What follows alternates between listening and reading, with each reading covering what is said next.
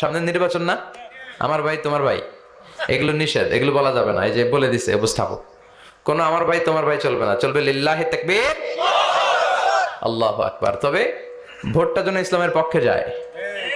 কয়েকটা কারণে গোটা বিশ্বে মানুষ আমাদেরকে চিনে। এর মধ্যে একটা হচ্ছে দুর্নীতি, আরেকটা হচ্ছে অপরিচ্ছন্নতা। আমরা যেখানে সেখানে আবর্জনা ফেলি, দেশের বাইরে গেলে একটু পরিষ্কার চলি, দেশে আসলে যেই সেই। সিঙ্গাপুরে আপনি রাস্তায় থুতু ফেললে জরিমানা মাত্র $300। কত? রাস্তায় যদি আপনি লিটারিং করেন, আপনি থ্রো করলেন কোনো জিনিস, চিপস খাওয়ার পরে চিপসের প্যাকেট ফেলে দিলেন, এটা পুলিশ দেখলে আপনারে $500 জরিমানা দিবে। একজনকে সুবহানাল্লাহ। তো এই জরিমানাগুলো আমাদের দেশে দরকার ছিল, ঠিক কি না? সরকার চাইলেই এগুলো পারে।